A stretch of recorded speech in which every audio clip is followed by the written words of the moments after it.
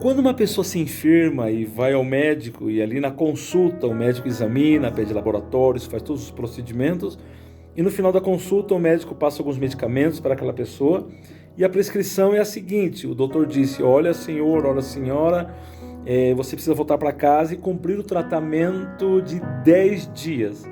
O tratamento consiste em tomar a medicina 3 vezes ao dia, de 8 em 8 horas, por 10 dias. E a pessoa volta para casa contente, com toda aquela expectativa de ser curada. E quando chega em casa, começa a tomar o medicamento, cumpre o tratamento.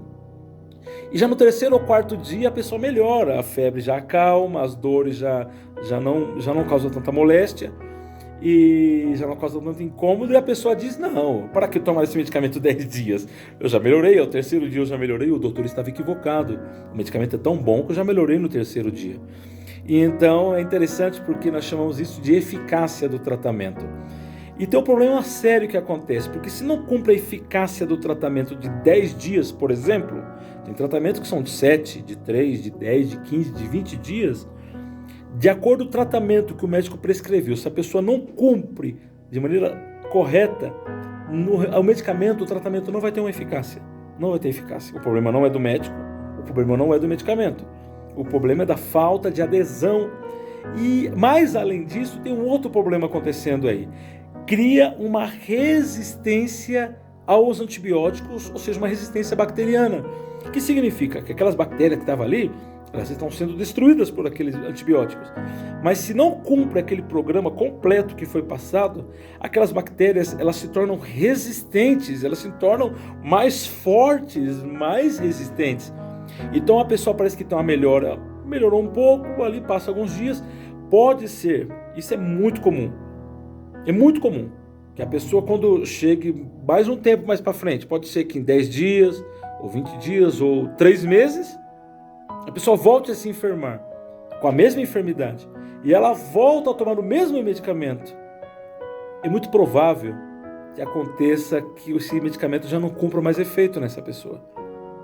Já não tem mais eficácia. É impressionante porque para que o tratamento seja eficaz e a saúde seja completa, é necessário primeiro uma adesão ao tratamento e segundo que a pessoa cumpra com todo o tratamento. De nada vale o melhor remédio do mundo se o paciente enfermo não obedece à indicação médica. E quando se fala isso, não é para molestar, não é para incomodar o paciente, tirar a paz dele, não.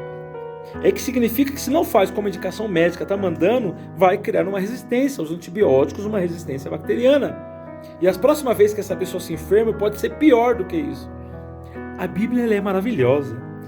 Tem um texto na Bíblia que eu não entendia, e eu comecei a entender faz pouco tempo, e esse texto me chamou a atenção, e eu lembrei que tem tudo a ver com a resistência, com a eficácia do tratamento. Escute isso.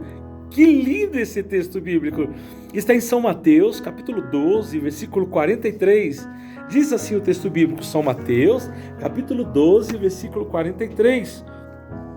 Quando um espírito imundo sai de um homem, passa por lugares áridos procurando descanso. Como não o encontra, diz, voltarei para a casa de onde saí. Chegando, encontra a casa desocupada, varrida e em ordem. Então vai e traz consigo outros 7 espíritos piores do que ele. E entrando, passam a viver ali. E o estado final daquele homem torna-se pior do que o primeiro. Assim acontecerá a esta geração perversa. O que Jesus está falando aqui? Está falando de que um homem tinha um espírito maligno. E agora esse espírito maligno sai do homem, caminha por lugares desertos. Caminha e volta, e chegando ele encontra aquela casa, aquele coração varrido, limpo e desocupado. Guarde bem essa palavra, desocupado. Aqui está a chave para entender essa história. Desocupado. Então ele volta e aí ele traz outros 7 espíritos piores e o último estado daquele homem é pior do que antes, quando só tinha um espírito mau. Olha que coisa terrível. O que quer dizer isso? Aqui está uma história maravilhosa, falando da eficácia da cura espiritual, da eficácia do tratamento espiritual. E quando eu falo de tratamento espiritual, eu não estou falando de tratamento para o coronavírus, para o câncer, a AIDS, não. Eu estou falando para o pior dos pecados, a pior enfermidade, que existe. A pior enfermidade é o pecado. A Bíblia diz que o homem está morto em seus delitos e pecados. É uma enfermidade que não somente manda ao cemitério, como outras enfermidades, mas senão que manda ao inferno, produz a morte eterna. É o pecado. E aqui está falando dessa pessoa que tenta fazer uma mudança, salvar-se por seus próprios esforços. Ou seja, um tratamento espiritual à sua própria maneira. Você se lembra que quando eu falei do tratamento médico, a pessoa chega em casa e fala, não, o doutor não sabe de nada, com 3 dias eu já estou melhor, me acalmou a febre, eu estou bem, então eu não vou continuar com o tratamento de 10 dias. E eu já expliquei que isso causa muitos problemas. Agora essa pessoa que tenta salvar-se por seus próprios métodos, seus próprios esforços, a pessoa escuta a palavra de Deus, a pessoa não quer escutar, a pessoa ouve, mas não quer dar atenção e obedecer à palavra de Deus. A pessoa vai na igreja, escuta a mensagem, escuta os louvores, mas a pessoa não dá atenção à ordem, aos mandamentos do Senhor. A pessoa quer fazer ao seu próprio modo, à sua própria maneira, por seus esforços próprios. Em algumas religiões, isso se chama salvar-se por obras, como por exemplo, dar esmolas, fazer boas obras, fazer boas coisas, tratando de buscar uma salvação por obras. A pessoa está buscando e chega um momento que parece que as coisas vão bem, parece melhorar, mas não houve uma eficácia no tratamento. E aí quando, em realidade, essa maneira de salvar-se a seu próprio modo, de fazer as coisas da sua própria maneira, buscando os seus próprios esforços, e não no Senhor, e não obedecendo a palavra do Senhor, senão no seu próprio entendimento. Querido, você é batizado? Não, eu tenho outro pensamento sobre o batismo. Eu não acho que é assim. Querido, você participa da Santa Ceia? Não, para quê? Eu penso que é assim. E a pessoa vai pensando. Querido, você vai na igreja? Para quê? Se eu posso estar aqui em casa, assistindo aqui, eu sento com a minha família, não é onde está 2 ou 3 reunidos, Jesus não está ali? Então eu fico aqui na minha casa quietinho. A pessoa perdeu o senso de comunidade, perdeu o senso do temor de Deus, perdeu o temor do Altíssimo, da comunhão, da Santa Ceia, do batismo, dos sacramentos cristãos. Ela interpreta a sua própria maneira. Não, eu penso que é assim. Não, eu acho que é assim, sabe? Cada um tem o seu jeito. E a pessoa vai achando, vai pensando, vai pensando a sua própria maneira. Que falho está esse tratamento.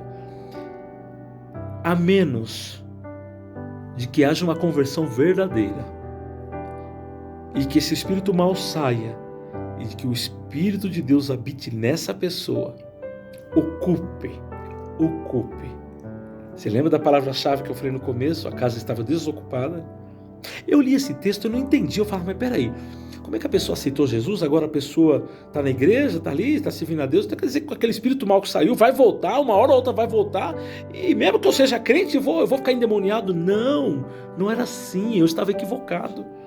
E aqui responde aquela pergunta que as pessoas fazem. Um cristão pode ficar endemoniado? E a resposta está aqui. Um verdadeiro cristão não pode. Um verdadeiro cristão que tem um Espírito de Deus, o Espírito Santo habitando nele, a casa nunca vai estar desocupada. A menos que o Espírito de Deus venha habitar nessa pessoa. Uma pessoa que foi limpa, que está tentando se limpar, tentando se salvar por seus próprios esforços, e não tem o Espírito Santo habitando nela, essa pessoa vai se tornar vulnerável. E a reinfestação, a reinfecção, os espíritos maus vão voltar, porque o Espírito Santo não está nela. E o último estado daquela pessoa vai ser pior do que antes. Daí também está a resposta para aquela pergunta que diz assim, mas peraí, eu não entendo, por que a pessoa estava na igreja e agora a pessoa saiu e está pior que antes?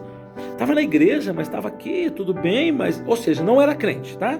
Não era crente. Aí foi para a igreja, ficou um tempo bem, aí se desviou. E agora está pior do que quando não era crente? O que está acontecendo? Antes, é isso aqui. A casa estava desocupada, a casa estava vazia. O espírito mau saiu e voltou. e a casa desocupada. E aquele espírito mau trouxe outros 7. Você se lembra no começo do vídeo que eu falei sobre resistência bacteriana? Sobre a questão da não eficácia do tratamento? Queridos, sem um tratamento eficaz e de maneira completa, não tem cura espiritual. A verdadeira cura espiritual, a verdadeira libertação espiritual está no Espírito Santo habitando em nós. E eu tenho aqui duas palavras para concluir. A primeira palavra é para você que já é cristão. Você é servo de Deus, você é filho de Deus, você aceitou a Cristo como seu Salvador.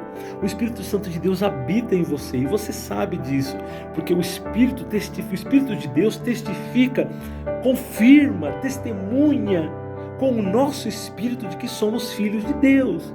Então você que tem o Espírito de Deus habitando em você, alegre-se no Senhor, se regozije no Senhor, o seu Salvador, porque não tenha medo de cair endemoniado e que vou comer isso, vou passar mal, e se eu for para Bahia, se eu for comer acarajé. Queridos, acaba com isso. O Espírito de Deus está em você, já nenhum mal pode te atacar. Seja liberto desse medo, você é filho de Deus. Agora a última palavra, você ainda não é crente, você ainda não é cristão, e você sabe disso. Você não é cristão, você talvez goste da igreja, você já foi algumas vezes na igreja, você até escuta algumas músicas cristãs, talvez você tenha até uma Bíblia, mas você está aí brincando, não leva a coisa a séria. Parece que o pecado para você te chama a atenção, você tem seus próprios conceitos espirituais, não aceita o que diz a palavra de Deus, você trata de criar os seus próprios conceitos, a sua própria metodologia de salvação, talvez por boas obras, talvez você é uma boa pessoa, você fala assim, eu nunca matei, nunca roubei, eu sou um bom cidadão. Ok, muito bom, para a sociedade isso está muito bom. Mas para o mundo espiritual e para diante de Deus, isso não vale nada. Toda a nossa justiça, por melhor que sejamos os melhores cidadãos, toda a nossa justiça aqui na terra, sejamos justos aqui, é como trapos, como panos sujos de imundícia diante de Deus, não vale nada.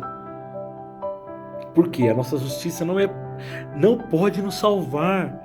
Então eu te digo, hoje mesmo, corra para o Senhor Jesus Cristo, entregue sua vida a Ele, renda-se a Ele, entregue a sua vida, o seu coração, se arrependa, fala, Senhor, me perdoa, eu me entrego a Ti.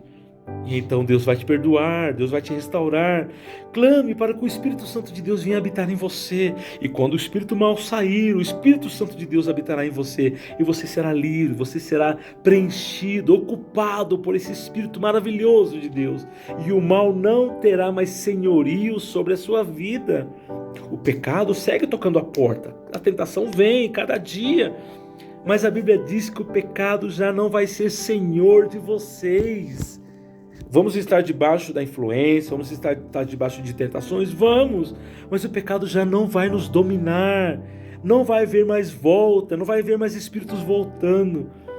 Entrega sua vida a Cristo hoje, Ele te perdoará, Ele te salvará e Ele te restaurará e dará o Espírito Santo para habitar em você. Eu quero terminar orando. Vamos orar? Onde você está, feche os seus olhos. E se isso não pode acontecer devido ao trabalho, escute essa oração e ore comigo, por favor.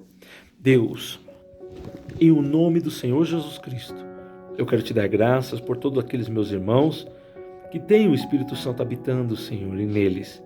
O Teu Espírito habita em nós que já entregamos a nossa vida a Ti, Senhor. Graças por tão grande salvação. Já não temos mais temor. Vêm as tentações, vêm os problemas, vêm as dúvidas, as angústias vão tocar a porta.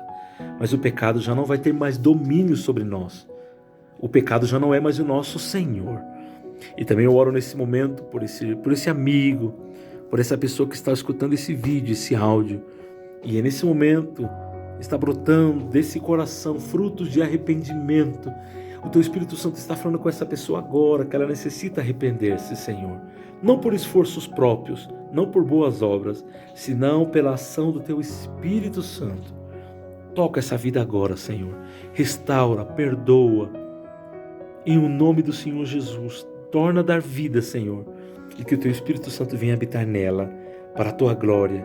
E aí então ela viverá em plena liberdade, para a glória de Deus Pai. Em nome de Jesus oramos assim, Senhor. Oramos assim, em nome de Jesus. Amém, amém, amém.